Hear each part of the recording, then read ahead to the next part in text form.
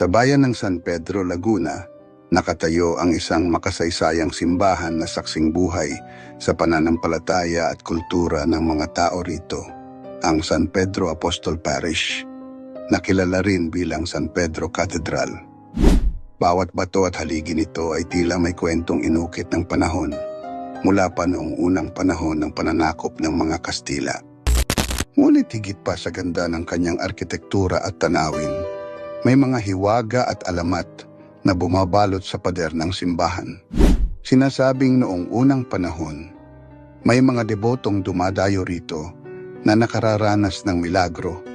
Ang ilan ay bigla na lamang gumagaling sa karamdaman matapos magdasal sa harap ng altar. May mga matatanda rin na nagkukwento na sa mga gabing tahimik, may naririnig na tila awit ng mga anghel na umaaling-aungaw mula sa loob kahit sarado na ang simbahan. Isa sa mga pinakakilalang alamat ay ang tungkol sa imahe ni San Pedro na ayon sa kwento, minsang inilipat sa ibang lugar ngunit mahiwagang bumabalik sa orihinal na pwesto nito na para bang ipinapaalala na dito lamang siya nararapat manatili sa piling ng kanyang mga deboto.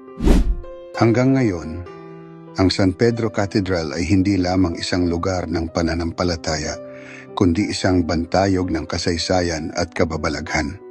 Dinadayo ito hindi lamang ng mga mananampalataya, kundi pati ng mga naghahanap ng hiwaga at mga kwentong lampas sa karaniwan. Kung ikaw ay mapapadpad sa San Pedro, Laguna, huwag lamang tingnan ang ganda ng simbahan. Pakinggan mo rin ang mga kwento at misteryong bumabalot dito.